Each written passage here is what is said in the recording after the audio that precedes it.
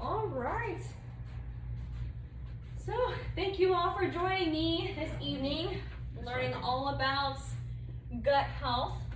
I do have a couple of disclaimers before we start. So I say before every talk that I have that I'm a certified health and wellness coach, so I'm not a doctor, I'm not a dietitian, and I do not assume the role as one. So everything that I talk about here is for educational purposes only. I want you all to be able to build to be your own health advocate. So if you have any questions whatsoever, please ask me. If I don't know the answer, I will tell you I don't know, but it doesn't mean I can't research it and get back to you. I do work with a team of doctors, so I do have that back end that helps me out too. So, are we ready to talk about gut health? Ooh, why is gut health so important? Keep things moving. Keep things moving. You have something. I finished a pre-med major, and one of the things I learned was that one of the first things to develop in organisms that we recognize as animal organisms was the gut. Mm-hmm. Yep. And so it somehow ends up being primary in that sense. Yeah. You'd be surprised. Like our gut health.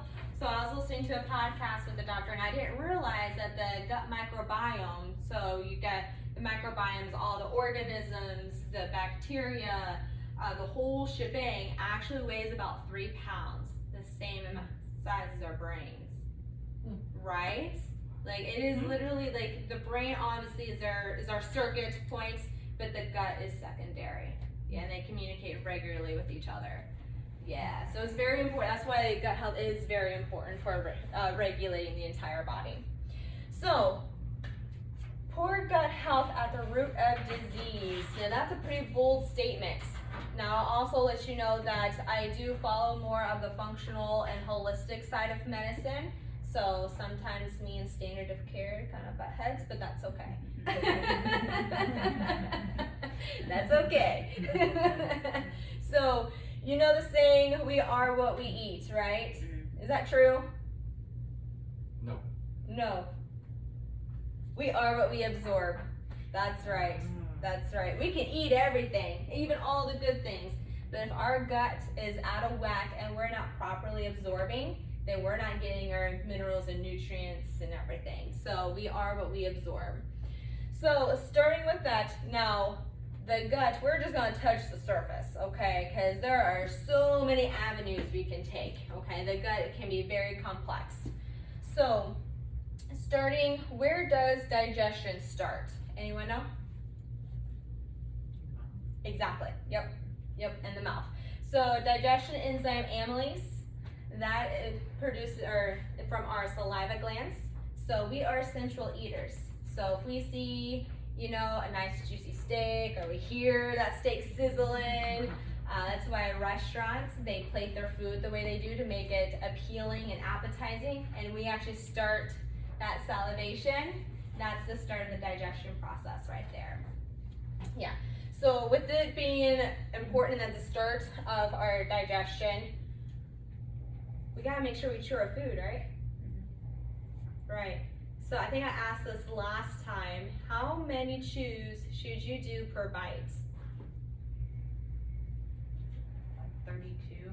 Yeah. Yeah. Yeah. It's up there. Yeah, it is up there. Absolutely, yeah, 32 chews. How many chews do we usually do? Like 7. I had someone say 6.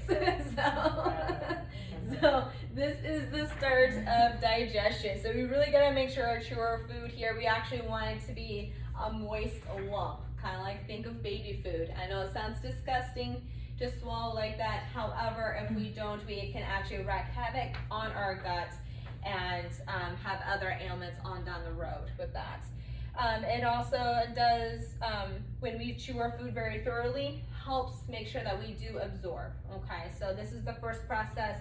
Going through the digestive tract is the second process. So talking about the digestive tract, what is the digestive tract? What is it made out of?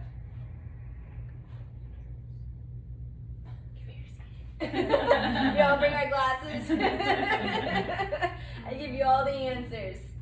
So you said it starts in the mouth, right? It goes to the esophagus, goes to the stomach, small intestines, pancreas, liver, gallbladder, colon, which is our large intestines, rectum, and anus. Okay, so that whole tract there, we need to make sure we're keeping healthy.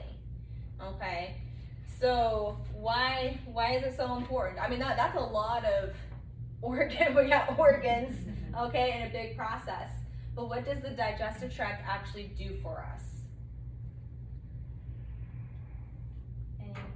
Any takers? Yeah. It breaks down the nutrients in the food that we eat so that way it can fuel our bodies. Yes, in a nutshell, yes, absolutely. So each, the stomach has a part, the pancreas, the liver, the gallbladder. So you got bile in the gallbladder, okay? That's gonna help break down your fats. Okay, we need that bile to be able to break down the fats. And that actually gets trickled down from the liver, okay? So we need to make sure we're absorbing our fats because that creates our hormones, okay? So you'll notice a lot, even in men, that low cholesterol levels end up being low testosterone levels. Yeah, so there's, the breakdown of fats, protein, carbs, like Nicole already said, boosts the immune system. Absorption is key, absorption of minerals and nutrients, which generates energy. We've got creating of hormones, like I mentioned, sustaining your organs and muscles, hydrating the cells. Now, which part does the extract and eliminate toxins and waste? That's our colon, right? Yeah. So we gotta make sure we keep that nice and healthy, like you stated earlier, Debbie. We've got tissue repair, muscle building, bone strengthening, and also helps destroy cancer cells. Okay, and you make sure that we're nice and healthy there, so that way it can kill harmful bacteria, viruses, and fungi that end up entering in our system. Okay. Any questions there? Sounds important. Yeah, very much so. That's not a question. I'm sorry. No, that's okay. I'm glad you realize it. Absolutely. All right. So, digestive tract, so important. So why is it when we eat certain foods we get upset? Because we need food, right? What could be a reason why we're not fully absorbing? Why, when sometimes we eat food, we get, say, heartburn? Why do we feel like we're nauseous sometimes after eating, or have to run to the bathroom because we have diarrhea? Any questions? Heartburn, would that be like eating too fast or? It can, yeah, you can get heartburn for a lot of different reasons. You eating too fast, which means you're not chewing, right? So you're already missing a step in the digestive system right there. So when we break down and, the stomach acid has to break down the food, that is a big job and it takes a lot of energy. So we need to make sure we're helping it out. Okay, so right here, we're gonna talk about a little bit of acid reflux, okay? Because that seems to be a big one amongst individuals. Is feeling like your food is wanting to come back up, or you have some hotness and heat where it's not supposed to be. You shouldn't have your stomach acid or feel that hotness creeping back up, because long term of that, you can lead to Barrett's esophagus or cancer in your esophagus. However, about 90%, first of all, we'll go through exactly what is stomach acid, or I'm sorry, what is acid reflux. So when we eat, obviously it goes all the way down here, okay? If there is not enough stomach acid, or if there's too much food in little stomach acid, the food will actually sit there and ferment, okay? Right, and then that's where we get that bloat too. So sometimes if we feel bloated after we eat, it's because it's just literally sitting there and creating gas bubbles. So the fermentation releases, like I said, gas bubbles, and it goes up through the stomach. So sometimes, we can have some gas and maybe pass it on by, or we're burping, that's okay. But those bubbles can actually go up through the esophagus, okay? And that's where we're feeling that acid reflux, that hotness, okay? Now, we have a sphincter, okay, from the esophagus and the stomach that needs to stay down. And it actually only stays down with enough stomach acid, okay? Keep it down. If there's not enough stomach acid, it'll raise right up, Okay, so we're gonna go through, does anyone have any questions at that point? I know I'm talking a lot, so. How do you keep the acid? Perfect, yes, you asked $1 million question. How do you keep the stomach acid? First, why is stomach acid so important? Breaks down your food. Yep, breaks down food, sterilizes our food, keeps our immune system up, okay? And it does create a hostile environment for bad bacteria and supports the growth for good bacteria for proper digestion, okay? So a lot of people, I'm gonna burst a myth, think that, and maybe you guys do too, so if we have, you know, say acid reflux, a lot of people think that's too much stomach acid, okay? And for about maybe 5 to 10% of the population, that may be true, okay? Very little actually have produced too much stomach acid. Majorly, about 90% of individuals actually don't produce enough, okay? So, and you can test this theory out as well. So if you like vinegar and you say you take, you know, say a shot of 1-to-1 ratio of apple cider vinegar and water, you know, and I say a shot like starting out with a teaspoon, 20 minutes before you eat. And if you notice you've got, all of a sudden you've got a crazy amount of acid reflux and stuff, then you produce enough, you produce way too much, okay? But if you eat that, you eat your food and you notice that your digestion actually feels a lot better, you're not getting bloated, then you're actually not producing enough. And the part that really stinks is that the older we get, the less stomach acid we naturally produce.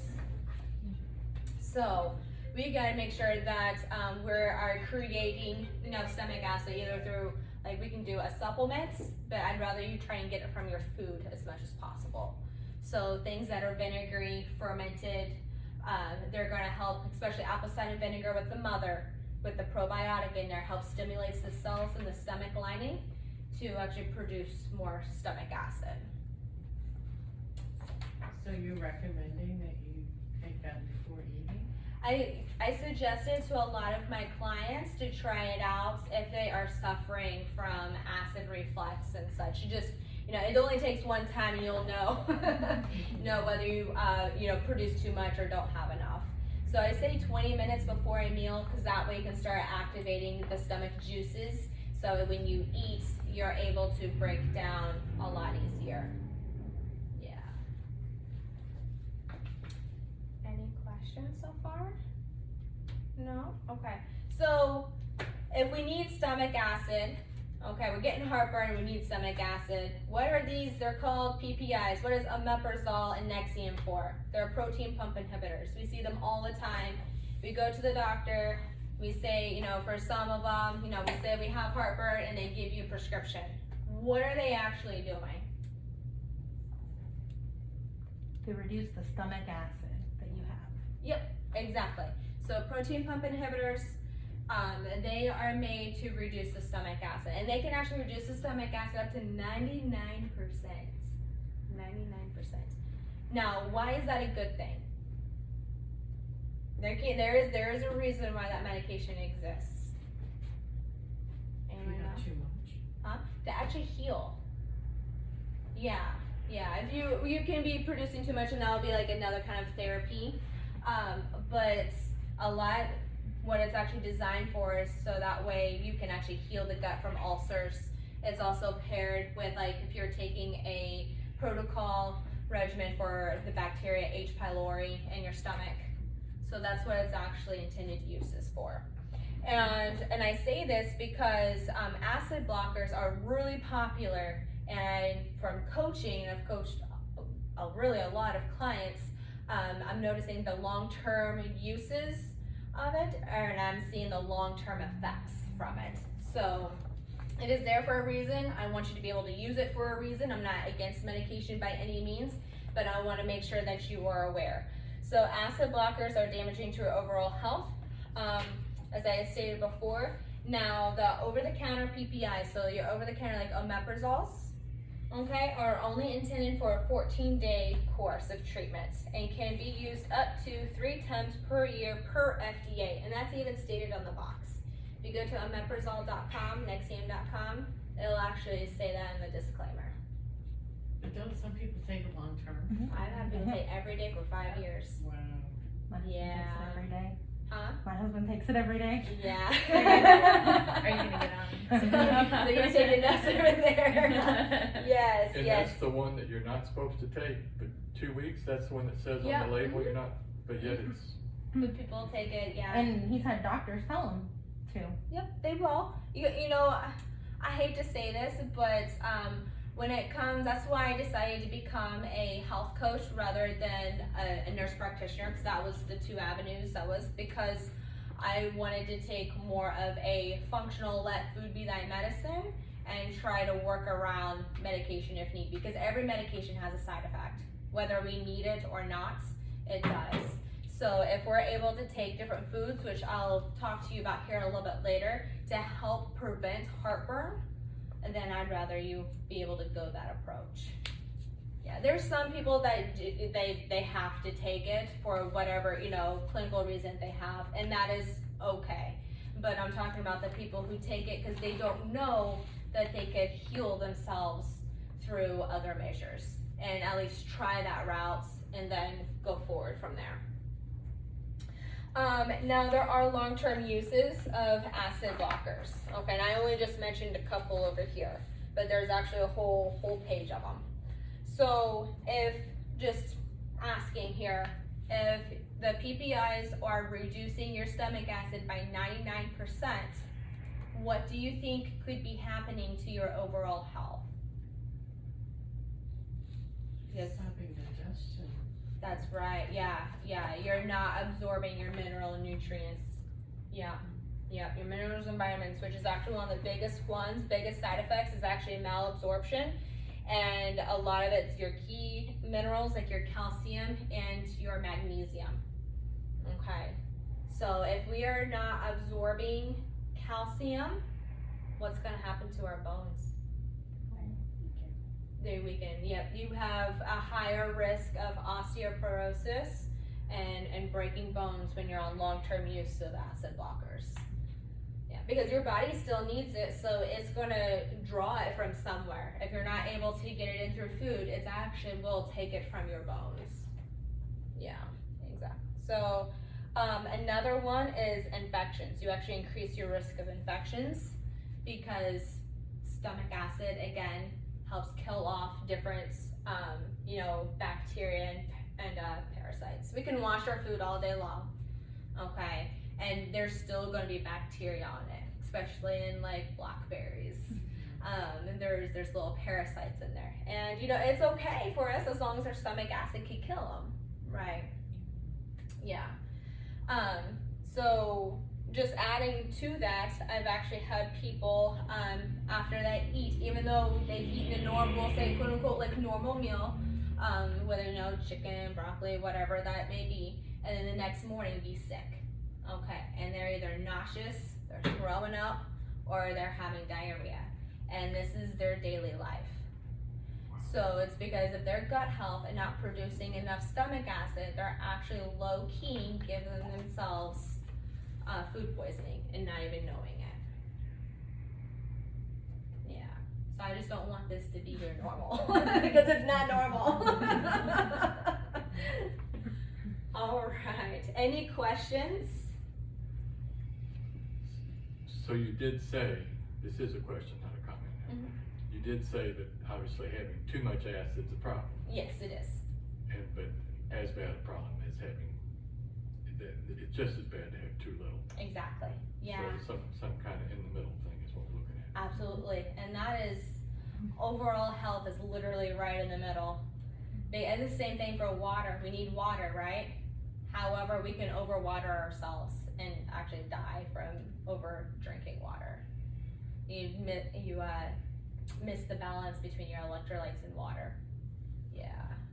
Same thing with tea, iced tea, plain iced tea, black tea, that should be great for you, right? Too much of it actually depletes your iron. Like, everything's always in moderation.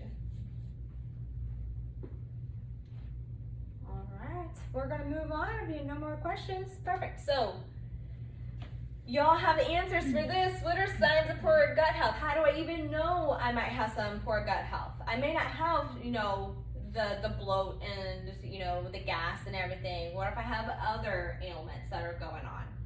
So, here, you all have common signs for poor gut health. So, what are some signs? You know what? You have the answers.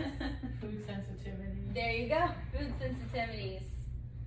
Brain fog. Brain fog. Yep. Sensibilities. Like I stated before, neurotransmitters from the gut to the brain, very important. There's a whole thing on actually your mood and behavior through gut health.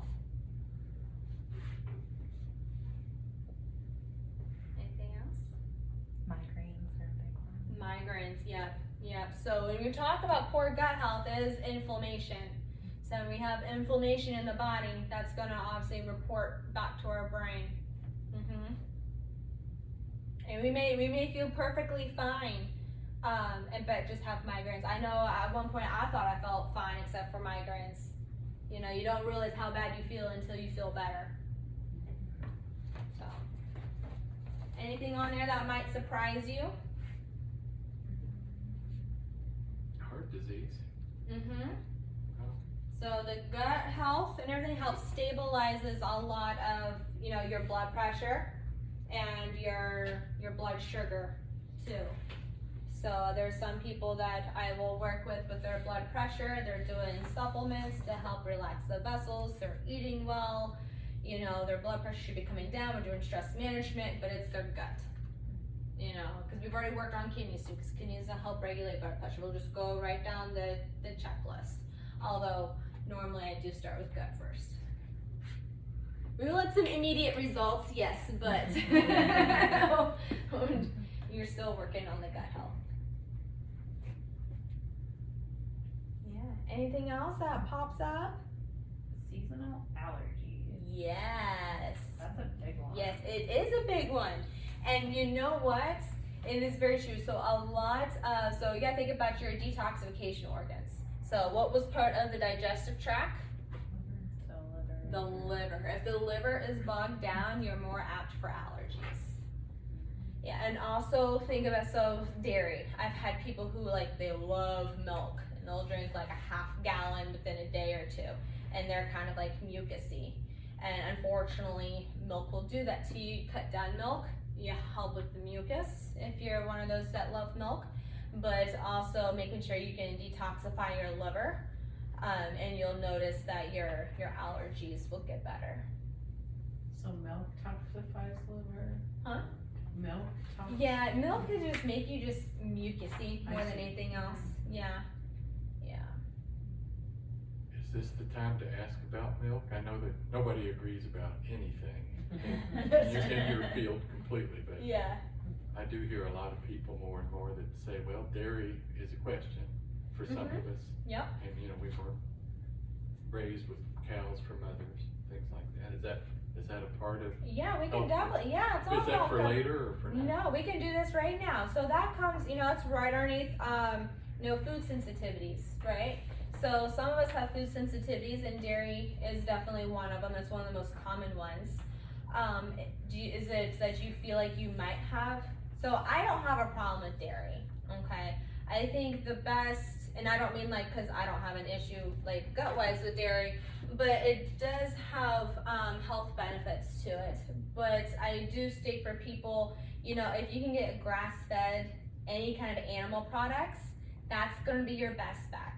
So grass-fed butter, okay, that has your K2 in it, which is really important.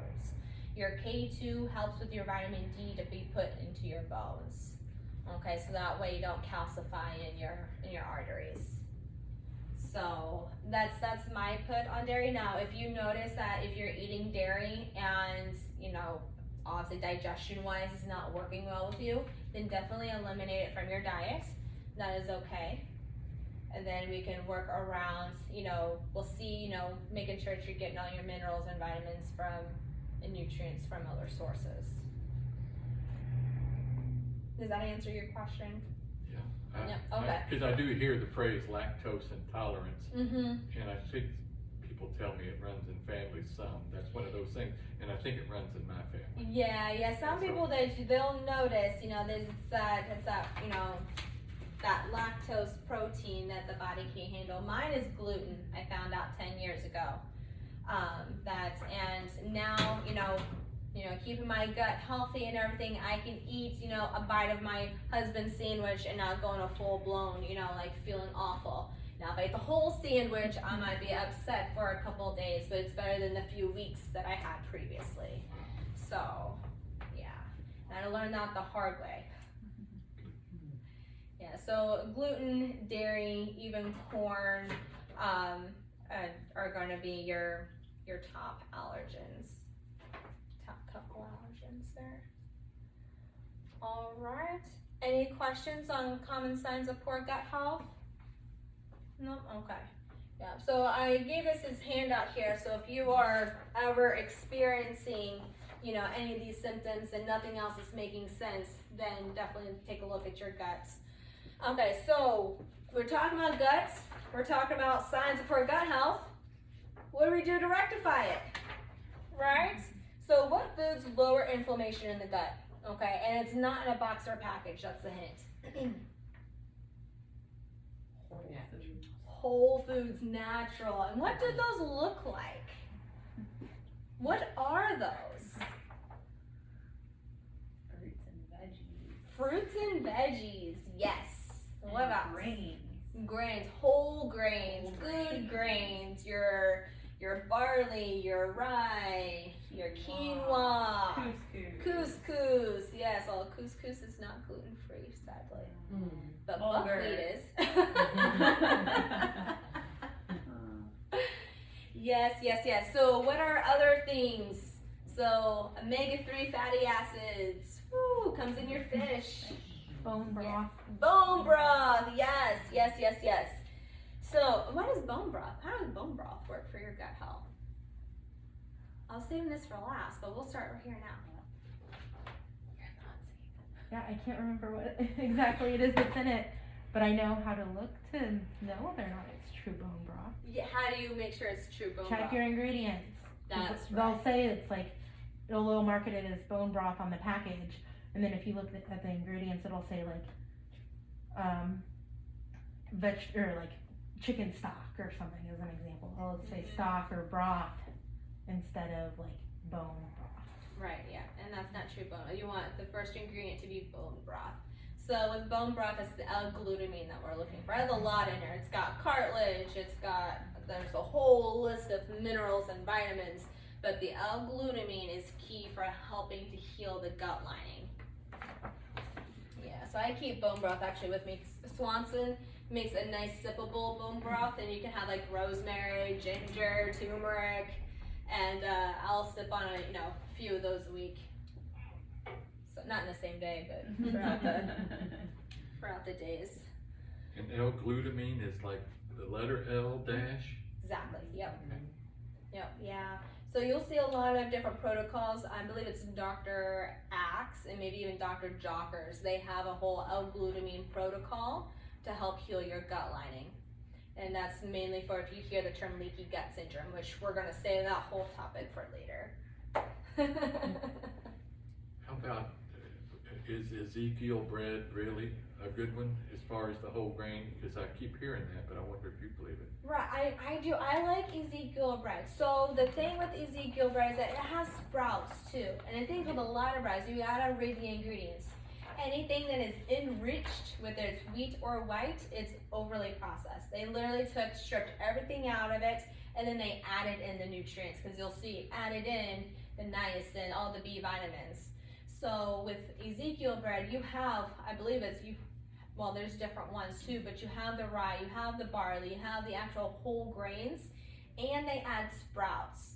So you'll see here, maybe it might be on this or not, but it's actually part of the prebiotics. Well, it's not an all-encompassing list, but anyway, sprouts are good as a prebiotic for your gut health. So yeah, I mean, you just be careful, because even though grains are good for you, they are higher in the carb intake And so we just have to monitor, you know, everything's in moderation. Anything a good thing, and so, alright, so we covered, anyone have any questions on different types of foods that lower inflammation? What So- else? Basically anything that's not in a box, right? Anything that you can get produce wise, you know, fresh wise, you know, that's gonna be your ideal. Now I say fresh, we live in Indiana, so, you know, the vegetables, they can kind of be a little iffy. Don't be afraid to buy flash frozen vegetables from the frozen section, okay? So they are picked at prime season and flash frozen. Now the ones that come with the dressing and all the seasonings and stuff, those I'm not talking about, but just the plain, those are actually gonna be your best produce. So, and the same thing that goes with the fruit too, and it keeps longer. Yeah, because everything for it to get shipped here has to pick, obviously you all know this at the grocery store, it has to be picked well before it's prime and then shipped, or if it doesn't, it's already bad, or it doesn't last very long in the fridge. So, just throwing that out there. I have another question. Yeah, absolutely. The one that I can remember is like, I've been told that something like Blooming Foods would have more locally sourced stuff than say Kroger, as good as Kroger may be. Is that a relevant thing as far as this? That's what I've heard, and I believe Blooming Foods actually puts what farm it came from, if I believe.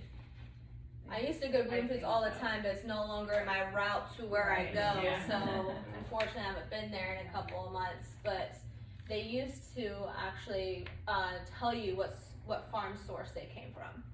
So locally sourced would still be a good idea. Oh, absolutely. Because aside from the ecology of it, it would be something that's not taking so long from the ground to your mouth. Exactly, So yeah. locally sourced. Yeah, so farmers markets, I'm a big fan of.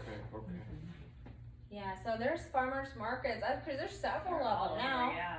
So on Saturdays, there's the one off of Tap. Yep, and then there's also the one downtown off of Morton too. And I think there is also down off of Fairfax and Smith. Yep, and one in Yeah. Smithville. Yep, there's one down there. And then on Tuesdays, they have a farmer's market at Switchyard in the evenings. Yeah. And then even during winter, they have a farmer's market. I'm not sure if it's a lot of vegetables and stuff, but they do have other things. But yeah. As far as packaging goes, do you know, is like the healthy choice veggie meal, it looks like it's not packaged in a way, but am I wrong? You know, cause it's in a package. So You're gonna get me started here. I really am hungry because I'm clueless, Yes. but I assume since it's in a package, I shouldn't eat it, is what you're saying. So, healthy choice, it's a lot of those foods are a marketing gimmick, unfortunately. You really have to pay attention to what the ingredients are in there. Yes, they have chicken. I mean, obviously it's real chicken. They do have, vegetables in it, but it's the sauces that it comes in, checking the sodium. There's a lot of preservatives, and they do use a lot of inflammatory oils. So that corn oil, that vegetable oil, hydrogenated oils, those are all going to cause inflammation and will cause inflammation to the gut. Actually, that's all right here, inflammatory oils. Yeah.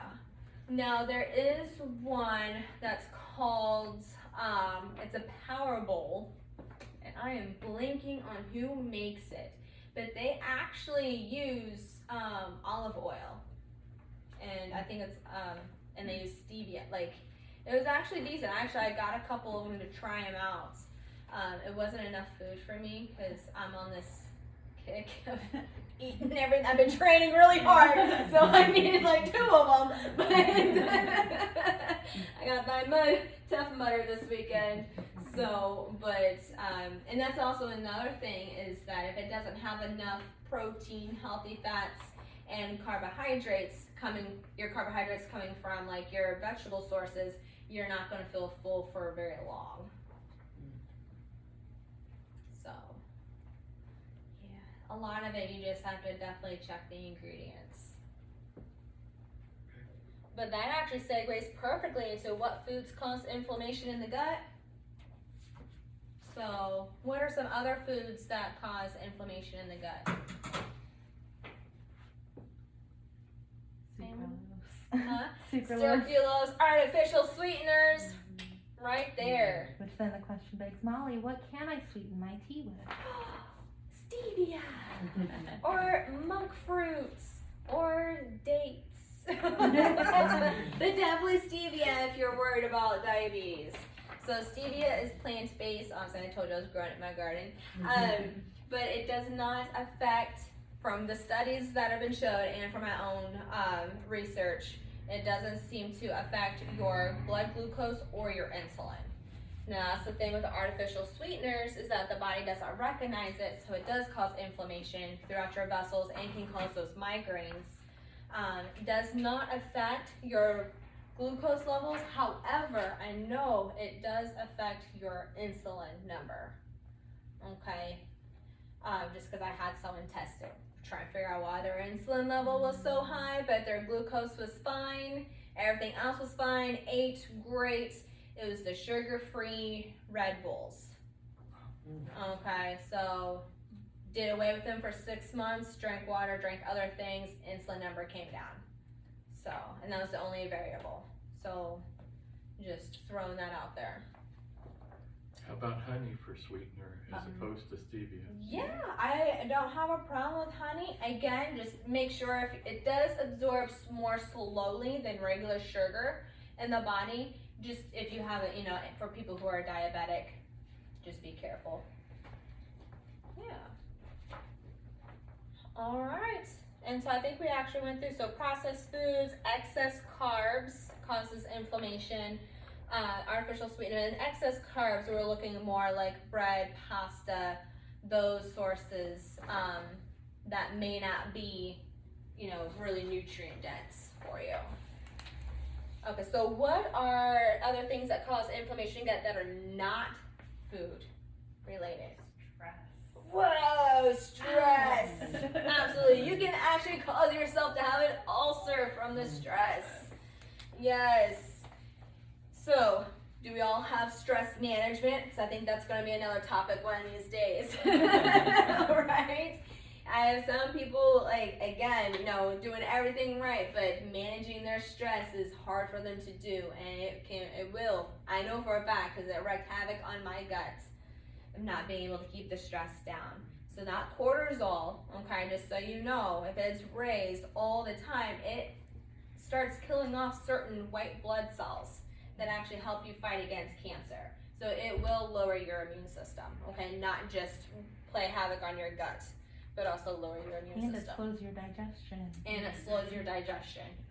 And how does it slow your digestion? I'm glad you brought that because up. it puts you in the fight or flight mode. And if you think about it, like from a primitive sense, if you're in danger and you're trying to run, all of your nutrients need to go to your extremities to run and get away and be safe, not That's right. Yeah. not digesting food, not having other bodily functions. Yeah, exactly. Yeah, when you're stressed, we're gonna have all these new topics coming up here. Your body can only really do one of the two things. It's either going to digest that really healthy lunch that you had, or it's going to get you away from the predator.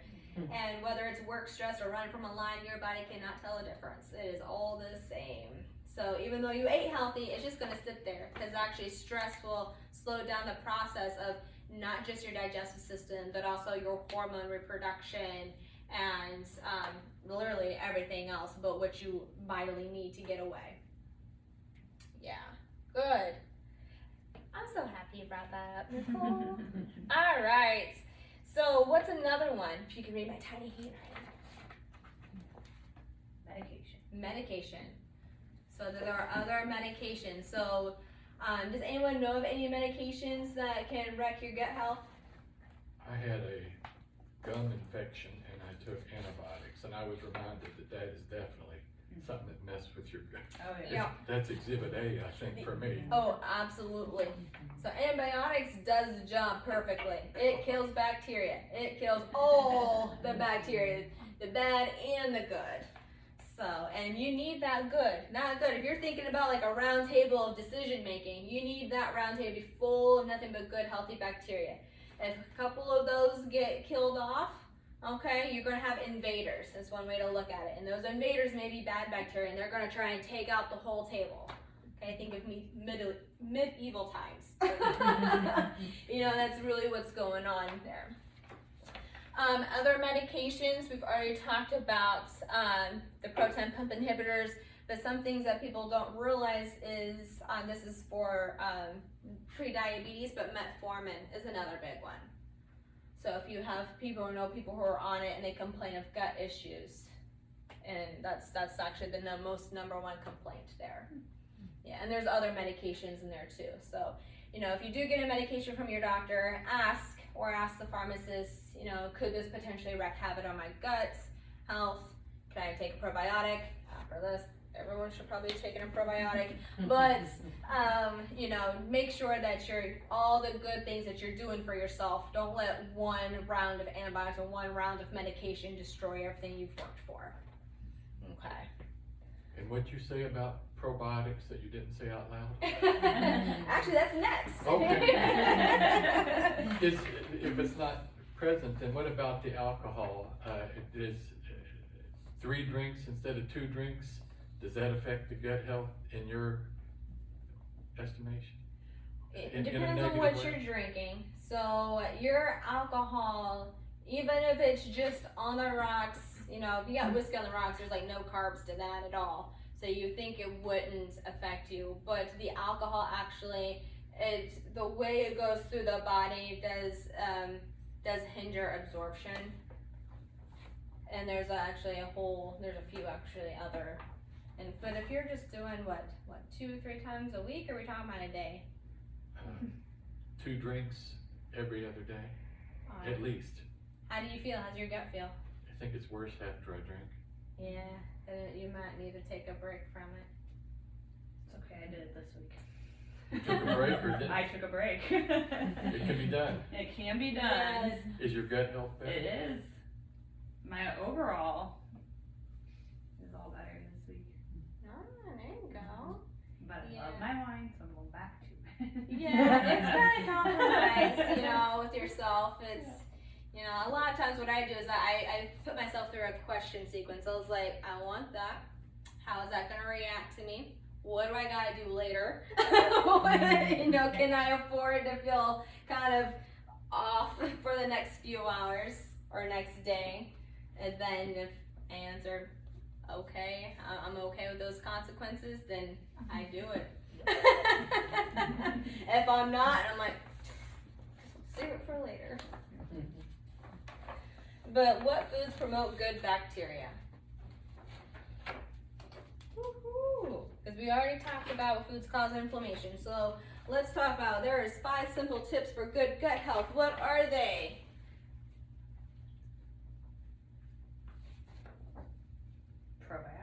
Probiotics. So you can get your good cultures and enzymes through your food, like yogurts, however you want to go for low sugar, or you're just gonna, you know, it's not gonna do much. It's gonna be counterproductive at that point. And kefir, again, make sure you're getting low sugar. So anything fermented that has cultures in it. Now, not all yogurts have cultures in it. I made my kids go through all the yogurts that they wanted to see if they have cultures. They're so disappointed that Trix yogurt does not have cultures. Trix yogurt is just sugar. So they learned the hard way. We spent like 15 minutes in the yogurt section one day just having them read the ingredients looking for cultures. It was kind of fun on my end. They were probably tired of it by the end, but they learned. That's what happens when your mom's a health coach. So making sure, again, looking at the ingredients, but anything fermented. So you got like beets, honestly by themselves are not going to be very probiotic.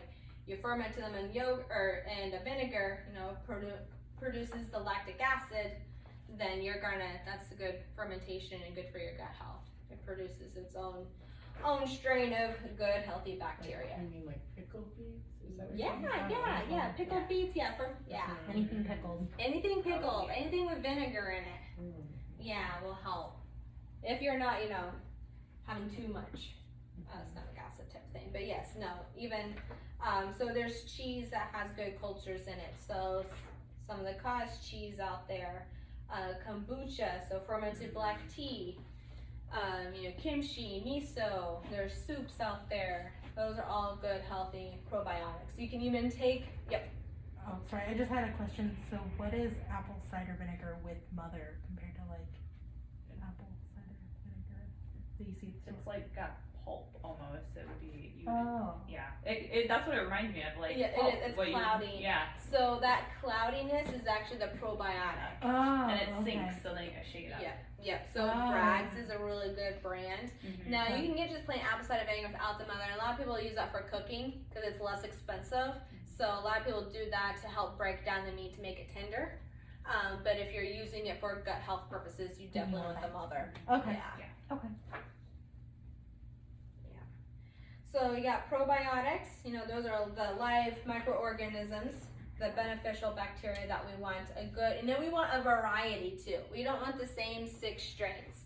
We have hundreds, thousands, trillions of different organisms in our body.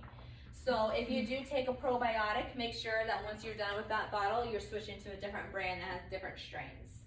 Okay, you did good. I just did Although that. you can come back to it later, but at least have 3 different ones that you rotate through. Okay, so Dr. Axe has a good one. Well, his is a spore and probiotic. It's a soil-based organism one, which is also very beneficial. So make sure you're at least, there's one out there called like a 16 strain. That's a good one too. And then we have prebiotics. What's a prebiotic?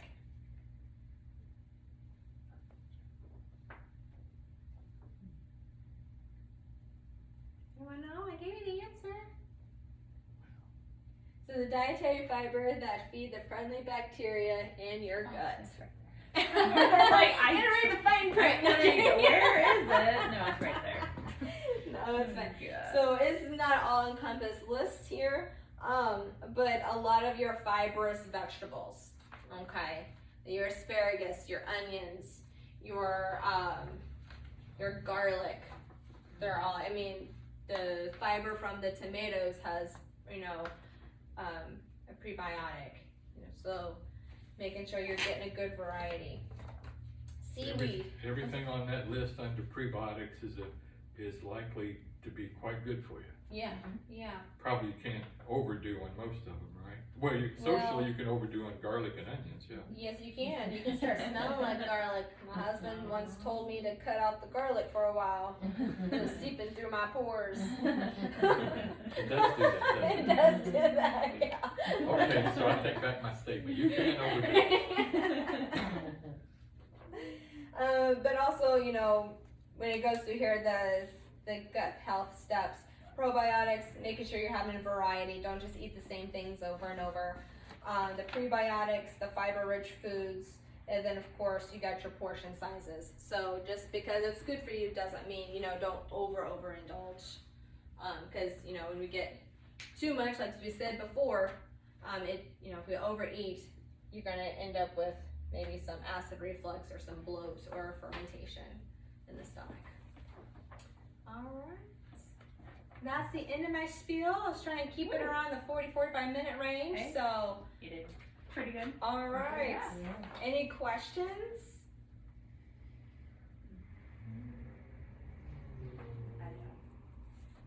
Okay. Yeah. Wonderful. Well, thank you for joining me this evening. I know there's a lot. So if you do have a question, I think all of you have my phone number. You can go ahead and shoot me a message. Well, I think this was great. That's a comment, not a question. Okay. Gosh, it was great. Good. Well, enjoy your evening. Thank you for joining me.